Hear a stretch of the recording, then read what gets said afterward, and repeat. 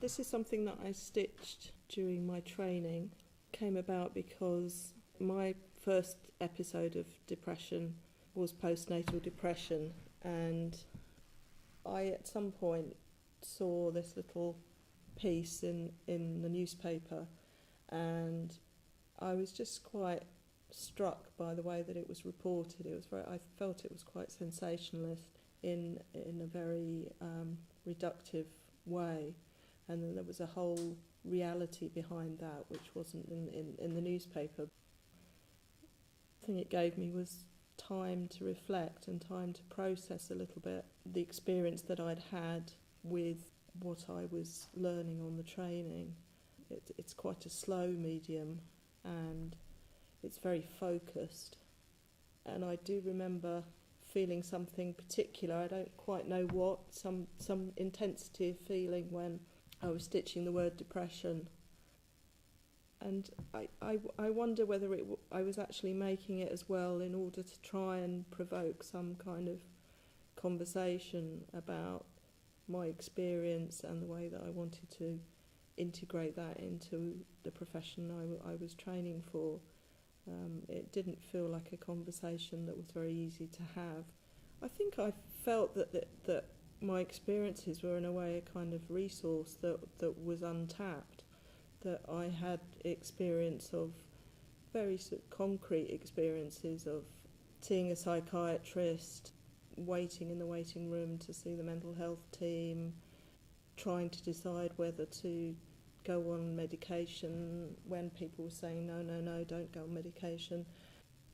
I had some experience of what the client might be going through. I didn't assume that my experience would be the same as theirs, but just the whole thing of, are you on one side of the fence or are you on the other? Are you the other?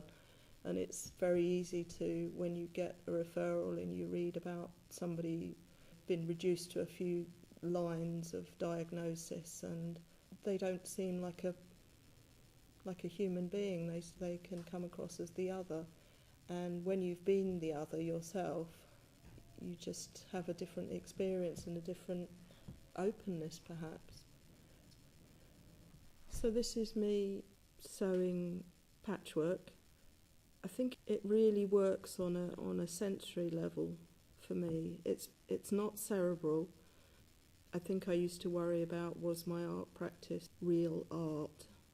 And I used to worry about whether my art therapy practice was real art therapy as well, because I didn't feel I was very good at making clever interpretations. I think there was a huge turning point for me when Amy's paper was published, and I realised, although I knew that I couldn't possibly be the only person who'd had these experiences and gone on to train. In fact, I had private conversations with quite a few students who had similar experiences to me on the training, but they were very much keeping their heads down. And it felt such a release to actually see in print that somebody was talking about their experiences and being honest and seeing that those experiences could be useful to the profession, which is what I had always felt. And then when BAT started research and I responded along with a few other people, just felt that it was something that could now be spoken about and could be used. Putting two things together and joining them and using the same very, very simple stitch over and over and over again is very calming. There's a rhythm to it. I suppose we talk about reverie quite a lot. The difficult things fall away and I can focus on something really, really small. And when I've been very unwell, that is all I can focus on.